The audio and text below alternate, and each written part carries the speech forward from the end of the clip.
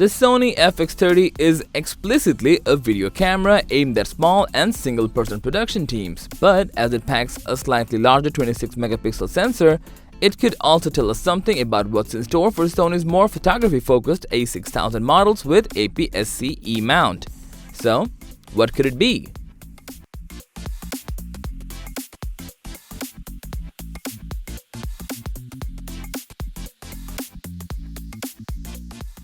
We often see the latest generation of the APS-C models such as the A6100, A6400 and A6600 discussed as if they were minor refreshes of their predecessors, and it's true that they persisted with the 24MP sensor and bodies that looked essentially identical to the ones launched between 2014 and 16. It doesn't help that Sony has taken to using the Beyond X branding for multiple generations of processors, meaning that the 2019 cameras with their class-leading autofocus systems look like mere firmware upgraded versions of their older models. It also doesn't help that Sony has been selling E-mount cameras with 24-megapixel sensors since 2011's NEX7.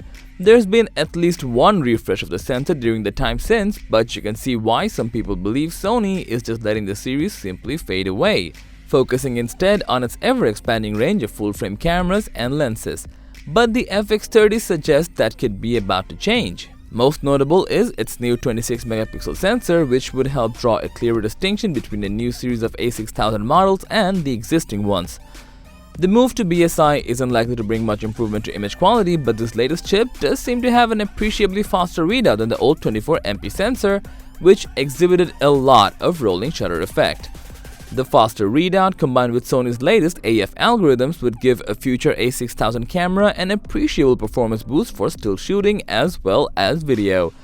More than just a new sensor. While the new sensor could boost performance and draw a line between new and old models, there's plenty more that Sony could bring to an APS-C alpha refresh. The latest Beyond XR processors have brought 10-bit video capture and 10-bit true HDR stills modes to all the cameras they've featured in so far. Just as importantly, they also tend to be accompanied with a move to the company's greatly improved menu system. Beyond that, we'll keep our hopes modest. It's probably wishful thinking to expect the long hope for A6000, or at least to hope that a model called A6000 would show NEX7 levels of build and enthusiast ambition. It might be a bit over-optimistic to expect that Sony will tailor its camera designs to match the audience a little better. At this point, we doubt we'll even get to indulge that you can operate with different digits.